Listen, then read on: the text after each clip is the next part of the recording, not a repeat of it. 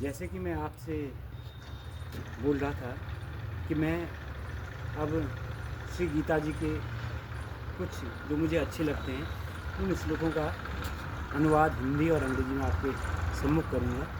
उनमें से 2 श्लोक हैं जो कि मुझे बहुत अच्छे लगते हैं और ये मैं बार बार इनको पढ़ना चाहता हूँ, इनको देखना चाहता हूँ और सब इनसे जो है सभी इन श्लोकों से सीख लेंगे। तो वो श्लोक क्या है?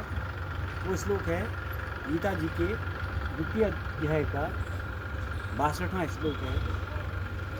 ध्यायते विषयान् पुंसः संगस्तेषु जायते संगात् संजायते कामः कामात् क्रोधो अभिजायते क्रोधात् भवति सम्मोहः सम्मोहात् स्मृतिविभ्रमः स्मृतिभ्रंशात् बुद्धिनाशात् प्रणश्यति। तो ध्यायते विषयान् पुंसः, ध्यायते विषयान् पुंसः, जब कोई पुरुष किसी विषय के बारे में सोचता है तो मनुष्य को उस विषय के प्रति आसक्ति होती है।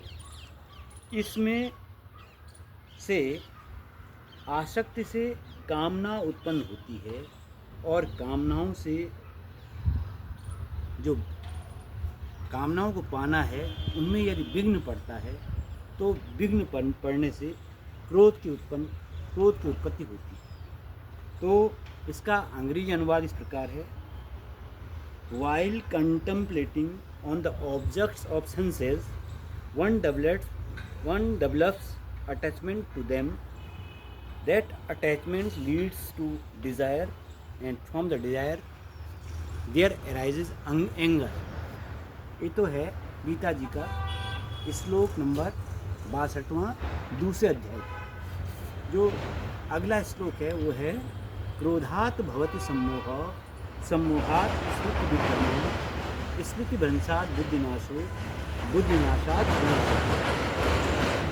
जब कामना में विघ्न पड़ता है तो कामना में विघ्न पड़ने से क्रोध की उत्पत्ति होती है और क्रोध उत्पन्न होने से सम्मोहन होता है और सम्मोहन से स्मृति भ्रष्ट हो जाती है, स्मृति विभ्रम हो जाता है और स्मृति भ्रष्ट होने से बुद्धि का नाश होता है और जिस व्यक्ति की बुद्धि का नाश हो जाता है उसका स्वयं उसका जीवन नष्ट हो जाता है, उसका जीवन व्यर्थ हो जाता है।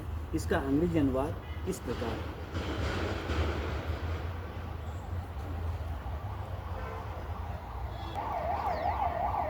Anger leads to clouding of judgment, which results in the bewilderment of the memory.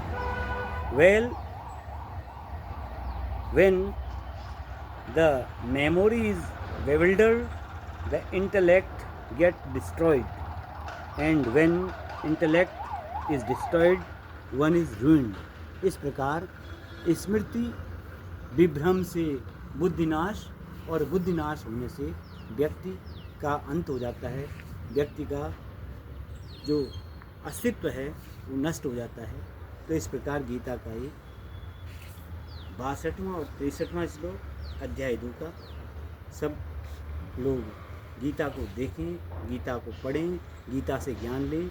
Gita सारे उपनिषदों का, वेदों का सार है। यदि हम वेद और उपनिषद नहीं पढ़ सकते हैं तो कम से कम गीता को पढ़ करके तो हम अपने जो हमारा साहित्य है, वैदिक साहित्य, उससे हम लाभ उठा सकते हैं। Okay, thank you. चैनल को सब्सक्राइब करें और शेयर भी करें। धन्यवाद।